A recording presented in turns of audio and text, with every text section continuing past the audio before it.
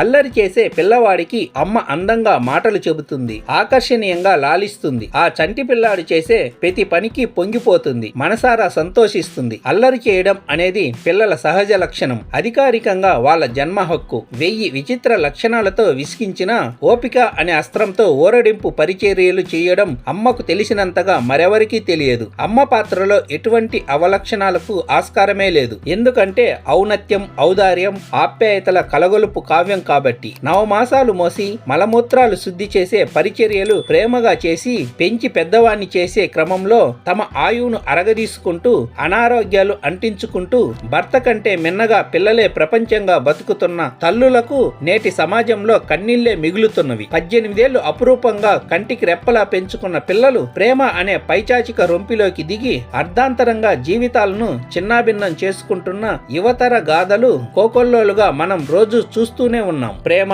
పెళ్లి, పెద్దలను ఎదిరించడం అనేది ఈ వయసులో బాగానే ఉంటుంది. వయసులో ఉన్నప్పుడు శునకం కూడా అందంగా ఉంటుంది. ఒక సమస్య అనేది తలుపు తట్టినప్పుడు సమస్యకు సరైన పరిష్కారం కనుగొనలేక పెడదారిలో పడుతూ పేచీలు, చిక్కులు, చికాకులు, వ్యవహారాలతో విడాకులకు దారి తీసే అవస్థల జోలికి వెళ్లడం సరైన ఆలోచన కాదు. మీ ఆలోచనను ఇంట్లో వాళ్లకు చెప్పండి. వాళ్ళు ఒప్పుకునేంత వరకు ఓపికగా ఉండండి. మీ మంచి కోసం పరితపించేది ఒక తల్లిదండ్రులు మాత్రమే. అలాంటి తల్లిదండ్రులను ఎప్పుడు కష్టపెట్టకండి. Thank you friends. ఈ వీడియో నచ్చినట్లయితే లైక్ చేసి సబ్స్క్రైబ్ చేసుకోండి.